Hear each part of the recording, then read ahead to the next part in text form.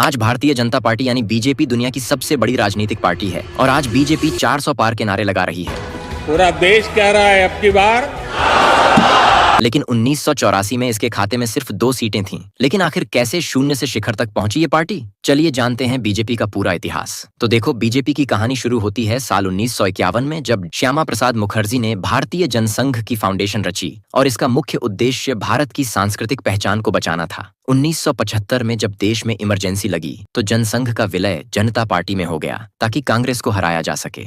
और 1977 में पहली बार केंद्र में गैर कांग्रेसी सरकार बनी, लेकिन विचारधारा के टकराव के कारण यह सरकार जल्द गिर गई और 6 अप्रैल 1980 को एक नई पार्टी का जन्म हुआ, भारतीय जनता पार्टी। अटल बिहारी वाजपेयी इसके पहले अध्यक्ष बने। उसी समय वाजपेयी जी ने भविष्यवाणी की थी, अंधेरा छंटेगा, सूरज निकलेगा और कमल खिलेगा।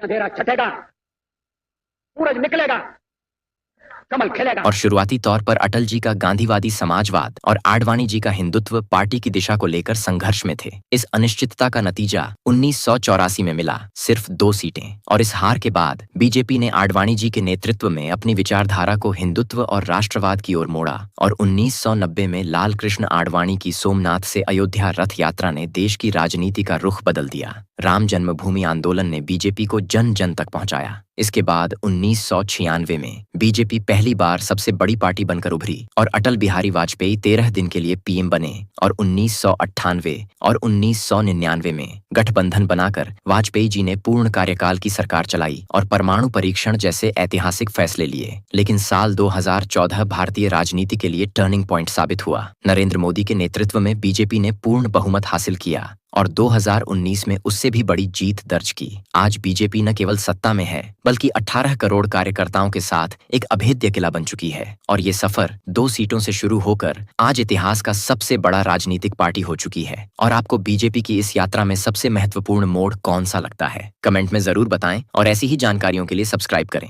और अगला वीडियो किस टॉपिक पर चाहिए, कमेंट में जरूर बताएं।